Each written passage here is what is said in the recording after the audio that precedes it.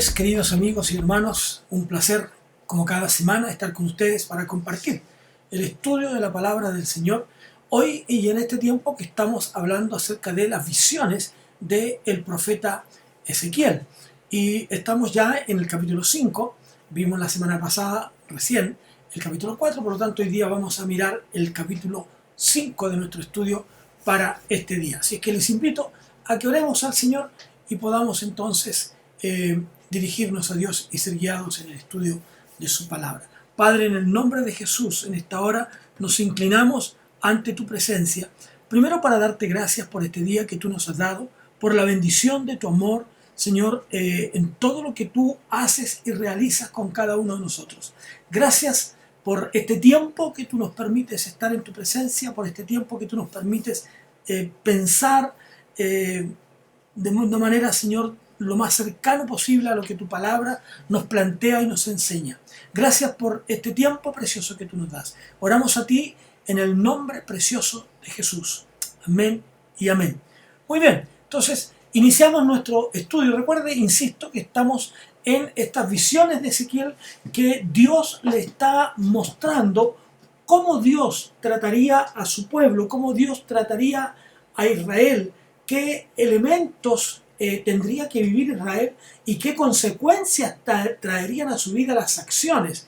Porque usted sabe que todo lo que nosotros hacemos, lo que nosotros decidimos, tiene consecuencias, tiene resultados y por lo tanto tenemos que enfrentarnos con ese resultado.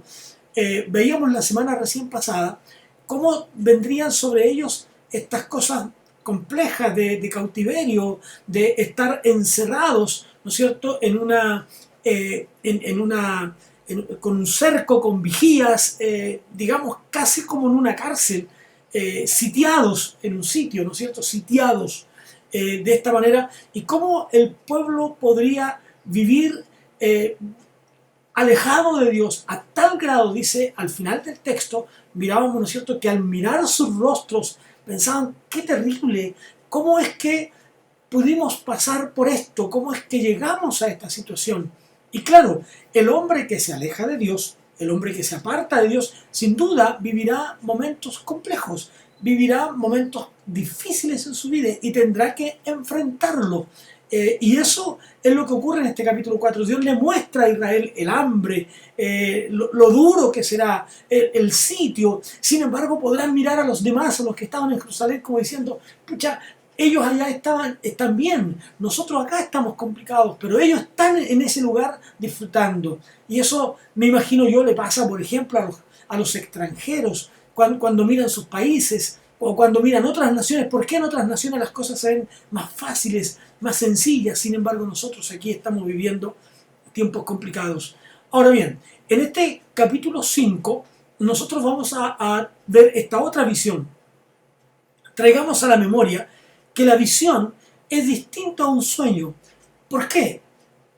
Yo lo describo de la siguiente manera. El sueño es aquella etapa del dormir, ¿no es cierto?, en el que nosotros llegan a nuestra mente eventos que algunos de ellos logramos rescatar y que logramos recordar incluso, y que de pronto incluso podemos ver cómo estos se aplican a nuestra vida. Los sueños, por supuesto, también tienen una enseñanza. Recuerden ustedes la interpretación de los sueños de Faraón, cuando José interpreta sus sueños.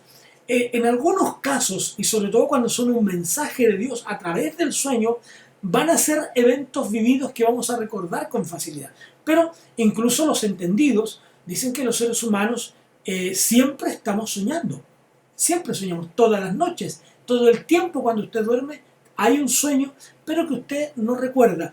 Y que generalmente el sueño, por lo general, el sueño tiene que ver con elementos vividos durante el día, ¿no? Entonces, siguen siendo trabajados por nuestro inconsciente. Cuando hablamos de visiones, estamos hablando de eventos que nosotros percibimos, ya sea en la tranquilidad del sueño, ¿no?, pero que son elementos realmente vívidos y que recordamos con facilidad y que podemos compartirlos con los demás. A eso nos referimos cuando hablamos de las visiones que tuvo el profeta Ezequiel, porque tienen también las visiones una aplicación en el futuro. El sueño puede ser simplemente el recuerdo de lo que hayamos vivido durante el día. Es más, yo no sé si a usted le ha pasado, pero incluso de pronto en un sueño determinado uno dice, no, pero esto es un sueño, se va a acabar, y tratamos de abrir los ojos, ¿no? Cuando es una visión, la visión va más allá de eso. Por ejemplo, cuando nosotros leemos y estudiamos el libro de Apocalipsis, Apocalipsis no es otra cosa que una visión de lo que Dios le mostró a Juan en la isla de Patmos, de lo que habría de acontecer en los últimos tiempos. Por lo tanto, cuando nosotros pensamos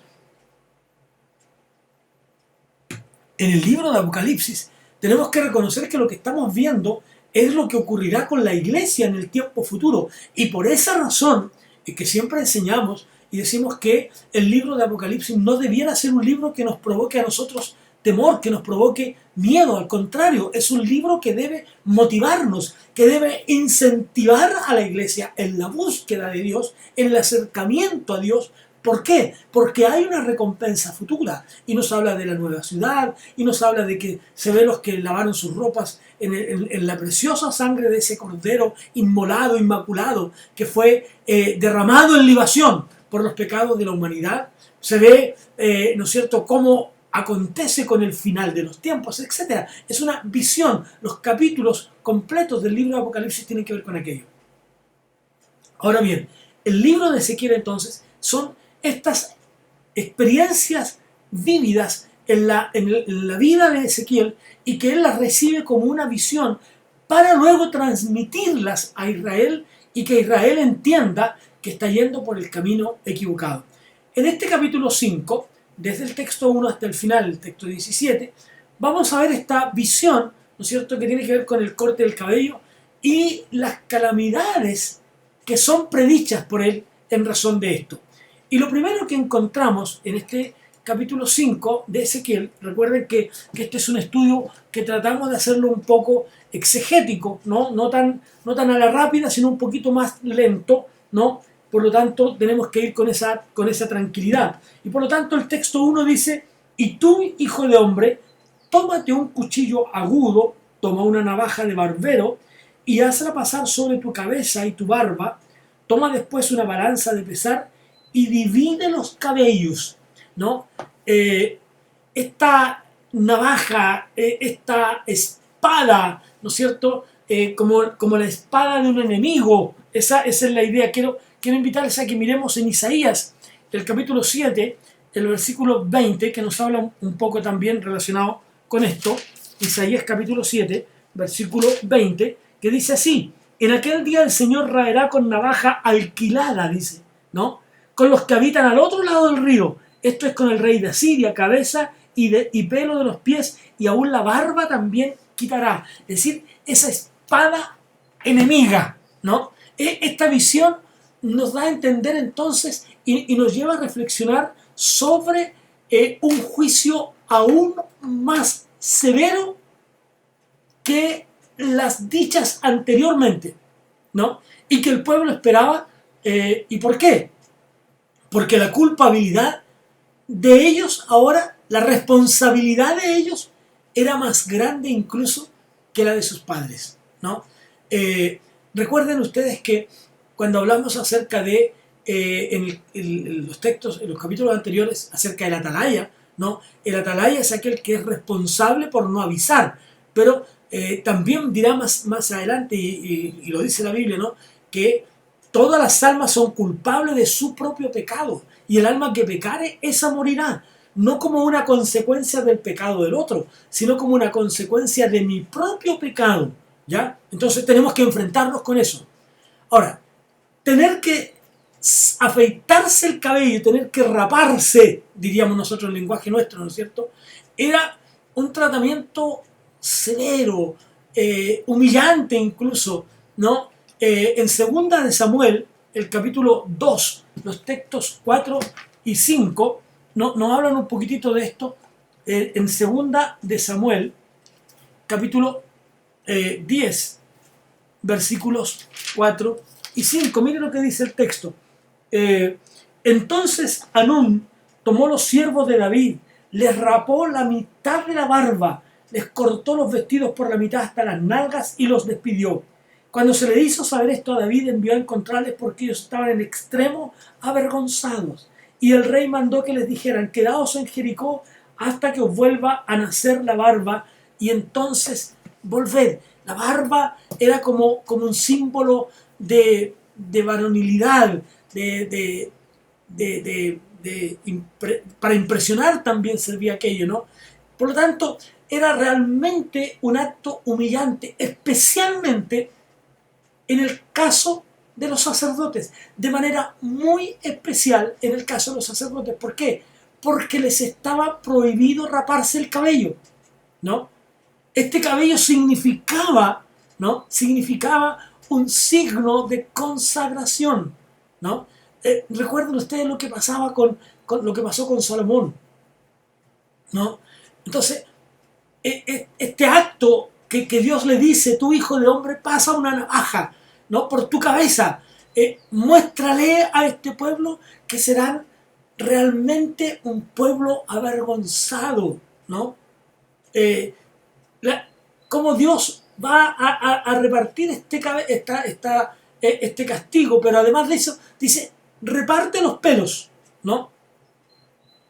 No permite que ninguno deje de sufrir las consecuencias. Los judíos debían sufrir las consecuencias de sus propios errores. En Mateo, en el capítulo 10, el versículo 30, nos expresa también algo. Dice: pues aún vuestros cabellos están todos contados. El Señor dice: yo tengo todo bajo control, pero en este caso no permite que ningún cabello de ellos deje de percibir el castigo, ¿no? Deje de percibir el castigo. Ahora bien, el texto 2 es muy interesante porque nos habla de algo que nosotros tenemos que poner atención. Dice el versículo 2: una tercera parte quemarás a fuego en medio de la ciudad cuando se cumplan los días del asedio, y tomarás una tercera parte y la cortarás con espada alrededor de la ciudad, y yo desenvainaré espada en pos de ellos. Tomarás también de allí unos pocos en número y los atarás en la falda de tu manto. Aquí se describen tres clases, ¿no? La primera es la que habría de destruir una tercera parte del pueblo. El hambre, las plagas, la otra tercera, ¿no? Y en el versículo 2, luego en el versículo 12, habla de pestilencia y hambre. La parte del pueblo que quedaba debía ser desparramada, debía ser esparcida entre las naciones. Es decir, los que se escaparan serían llevados cautivos, ¿no? Serían esparcidos entre las naciones. Solo muy pocos de ellos podrían escapar. ¿Por qué? Estaba el símbolo de los pocos pelos, ¿no es cierto?, que estaban atados a las ropas del profeta. Ahora, incluso estos debían ser probados en fuego, ¿no? ¿Qué ocurre entonces? El límite extremo al cual puede llegar la bondad de Dios, el que puedan caber solo unos pocos. Siempre, hermanos, amigos, siempre habrá un remanente, siempre habrá alguien, siempre habrá alguienes, ¿no es cierto?, que busquen a Dios, que ante la maldad de la nación, que ante la maldad del mundo, siempre habrá alguien, solo unos pocos que quedan amarrados en el manto de Ezequiel, ¿no? Nos expresa que hay una bondad de Dios, ¿no? Una bondad de Dios que llega a cubrir lo que ellos también necesitaban. La bondad de Dios para ellos, la bondad divina de Dios, ¿no? Esta explicación de estos símbolos. El pueblo de Israel era el centro, y representante en medio de Jerusalén.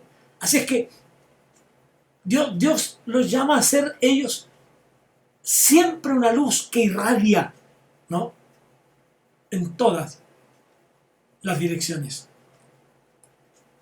Ahora bien, el texto 6 nos dice, mudó mis juicios, ¿no? Texto 6. Y ella dice, cambió mis decretos y mis ordenanzas en impiedad más que las naciones y más que las tierras que están alrededor de ella, porque desecharon mis decretos y mis mandamientos y no anduvieron en ellos. Ellos cambiaron, ellos se apartaron, ellos dejaron, ¿no?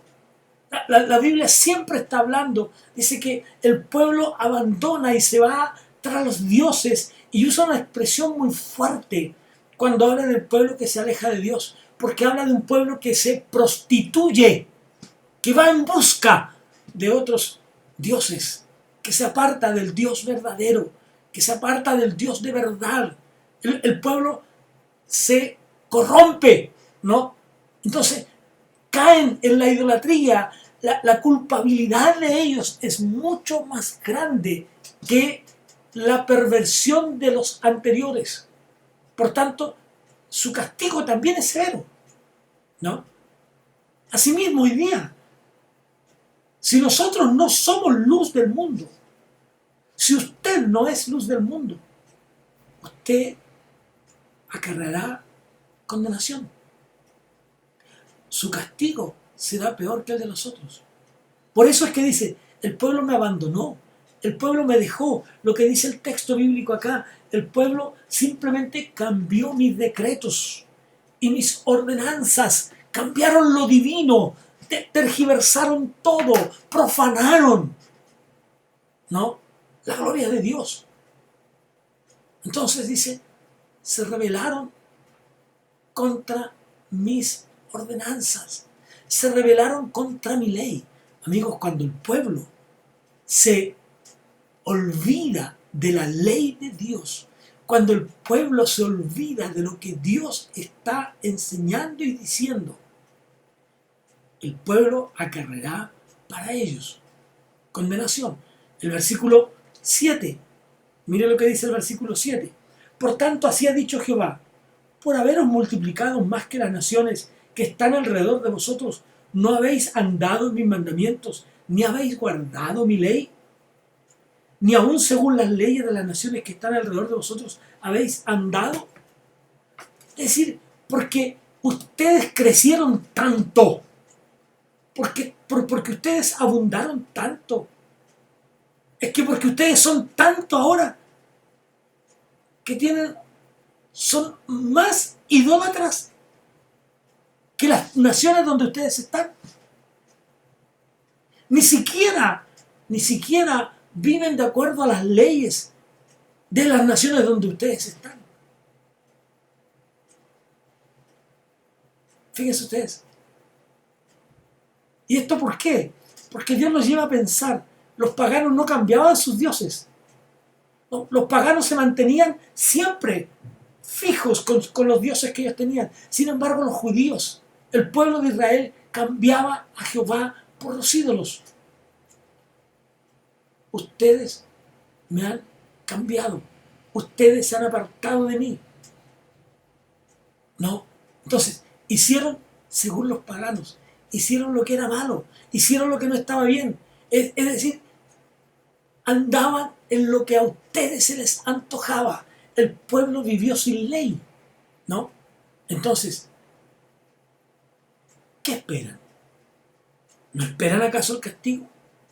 ¿No esperan acaso que Dios los castigue? ¿No? Y luego, en el versículo 8 dice, así pues ha dicho Jehová el Señor, he aquí yo estoy contra ti.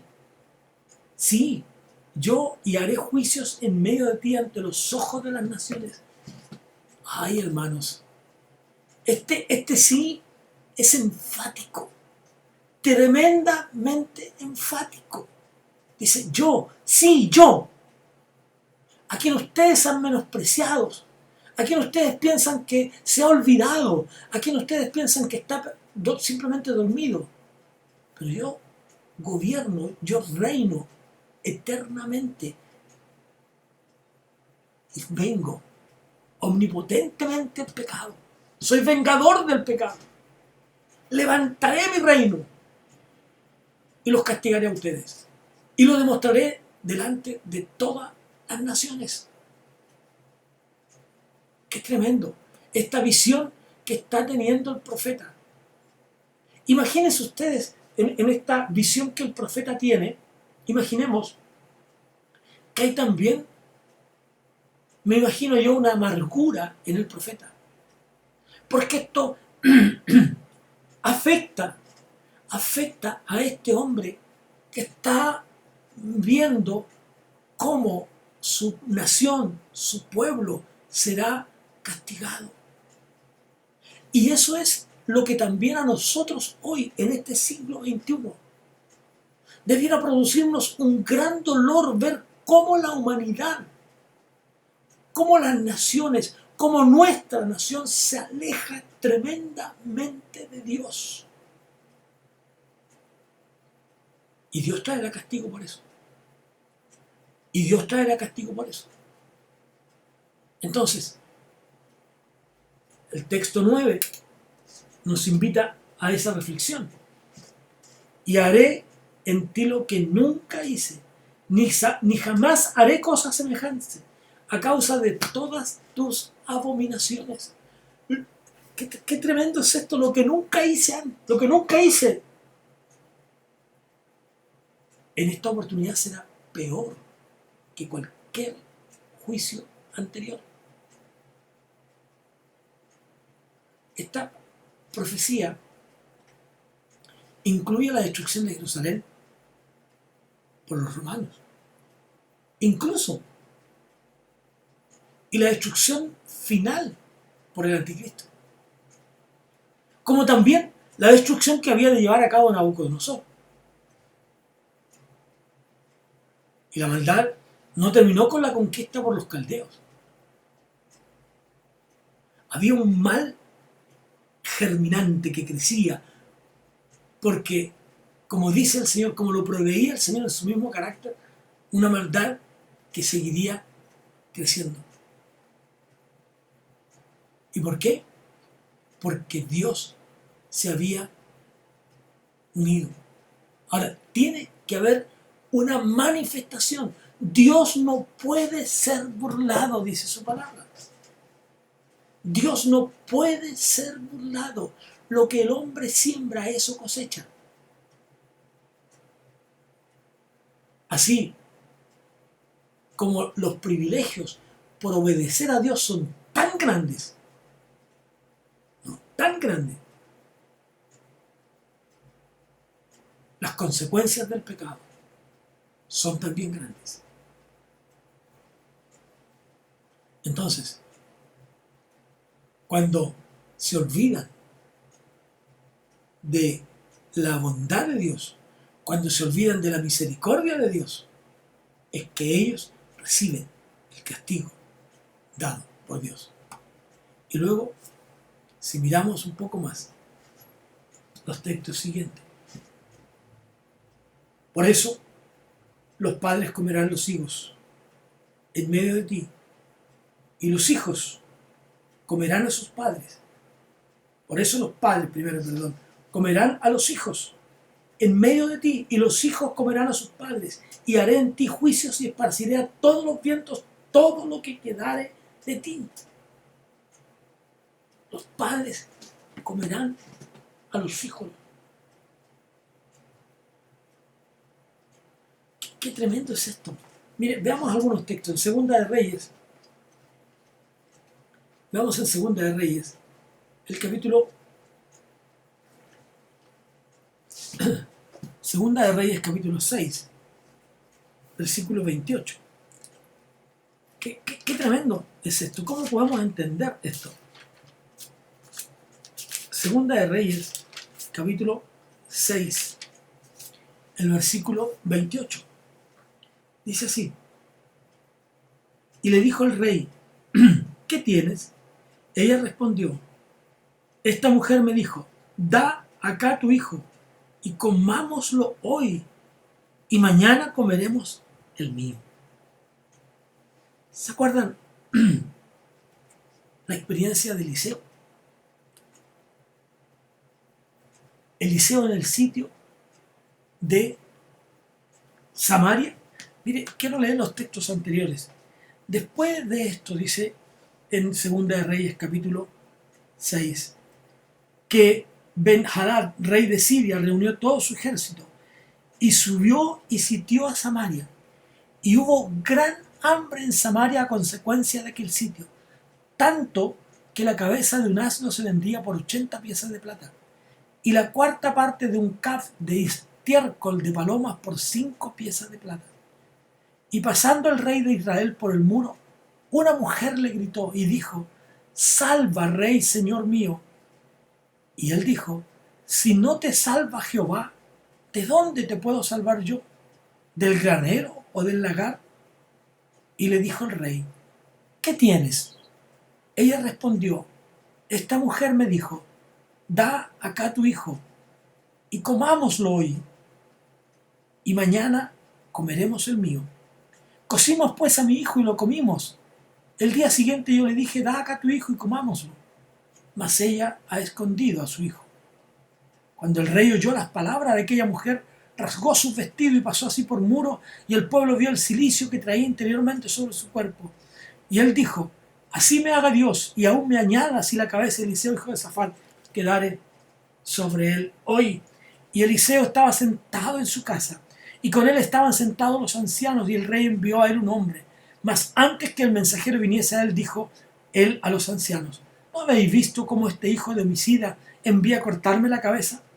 Mirad pues, y cuando vinieron el mensajero cerrar la puerta e impedir la entrada, ¿no se oye tras él el ruido de los pasos de su amo?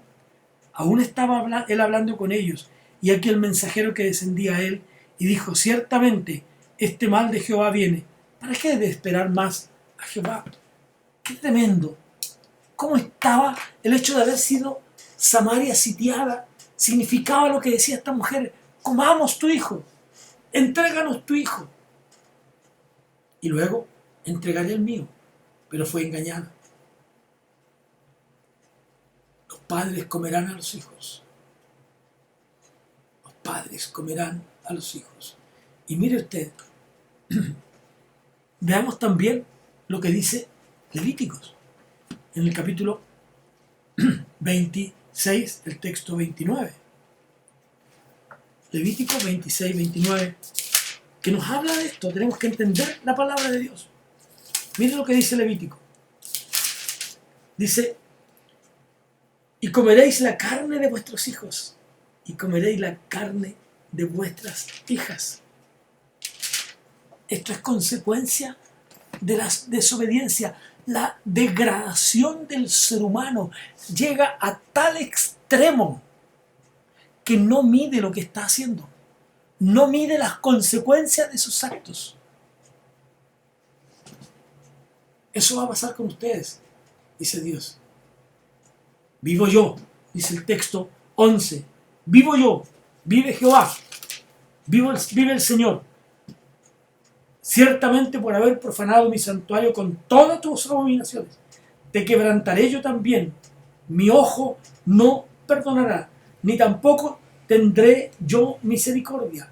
Una tercera parte de ti morirá de pestilencia y será consumida de hambre en medio de ti, y una tercera parte caerá a espada alrededor de ti, y una tercera parte esparciré a todos los vientos, y tras ellos desenvainaré espada. Y se cumplirá mi furor y saciaré en ellos mi enojo, y tomaré satisfacción, y sabrán que yo Jehová he hablado en mi celo, cuando cumpla en ellos mi enojo.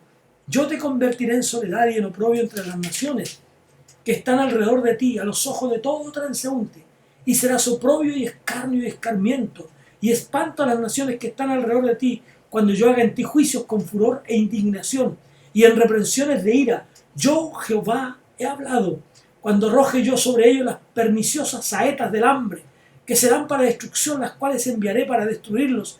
Entonces aumentaré el hambre sobre vosotros, y quebrantaré entre vosotros el sustento de pan, Enviaré pues sobre vosotros hambre y bestias feroces que te destruyan, y pestilencia y sangre pasarán por en medio de ti. Enviaré sobre ti espada. Yo, Jehová, he hablado. Yo, Jehová. Qué tremendo, amigos. Este significado. Desenvainaré mi espada. ¿No? Una tercera parte de la nación morirá de pestilencia. Otra caerá a espada. Y la otra será esparcida por todos los vientos. Qué tremendo. Israel sufriendo las consecuencias. Y finalmente, en los textos dice simplemente, cuando habla de las bestias, es decir, esos conquistadores, esos que los destruirán, que en realidad son como bestias, actúan como bestias. Ellos simplemente no tendrán misericordia de ustedes.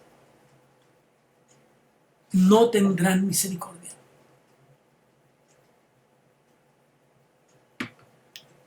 Se comerán entre ustedes. Habrá hambre. Habrá lluvia. Aumentaré el hambre. Habrá más hambre que lo normal. Cuando ustedes piensen que sus cosechas están sanas porque no ha habido sequía, el moho las destruirá. El moho las destruirá. Qué tremendo, amigos. Cuando el ser humano se aparta de Dios, acarrea sobre sí la condenación eterna de Dios, acarrea sobre sí el castigo de Dios. Por eso que Isaías dice, buscad a Jehová, mientras puede ser hallado. Deje el impío su camino, y el hombre inicuo sus pensamientos, y vuélvase a Jehová, el cual tendrá de él misericordia, y será amplio en perdonar. El salmista dice, en mi angustia clamé a Jehová, y él me oyó. Y él me oyó. Deje usted de sufrir. Deje usted de estar lejos de Dios. Vuélvase a Jehová, y él tendrá de usted misericordia. Y él le perdonará, y él le dará bendición y vida eterna. Dejamos hasta aquí nuestro estudio de hoy en este capítulo 5. Cómo el profeta está viendo las cosas que han de acontecer. Y vuelvo a decir lo que dije antes. Cuánto dolor había en el corazón del profeta. ¿Qué estaría sintiendo este hombre de Dios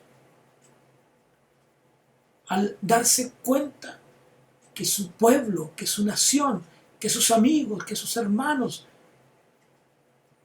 van a ser consumidos a causa de su pecado? Serán esparcidos, serán muertos a espada, serán sitiados, el hambre se aumentará, se comerán entre ellos. ¿Qué habrá sentido este hombre de Dios en medio de todo este sufrimiento? ¿Sufre usted cuando estas cosas ocurren? ¿Sufre usted cuando estas cosas pasan? ¿Sufre usted cuando la inflación en las naciones del mundo son tortuosas? ¿Sufre usted cuando las consecuencias climatológicas del mundo nos hablan de un mundo que casi se calcina producto del calor? ¿Sufre usted cuando el mundo casi se destruye a causa de las lluvias, de los tifones, de los terremotos, de los maremotos? ¿Sufre usted? ¿Sufre usted cuando la gente mata a otro sin misericordia? Amigos, no estaremos hoy más cerca que nunca de lo que fue el castigo para Israel. Reflexionemos sobre eso. Les invito a que después de este tema de este estudio que ustedes puedan reflexionar. Y la próxima semana seguimos con el capítulo 6. Este capítulo 6 que nos hablará de la profecía contra los montes de Israel. Vamos a estudiar aquello. Que Dios les bendiga. Un gozo encontrarme con ustedes cada miércoles para compartirles el mensaje, el estudio, para alertarles, para abrir sus mentes y para abrir la mía y motivarles y motivarme a estar constantemente en la búsqueda de Dios. Que Dios les bendiga y nos encontramos la próxima semana, el próximo miércoles, en este mismo horario. Un abrazo y muchas bendiciones.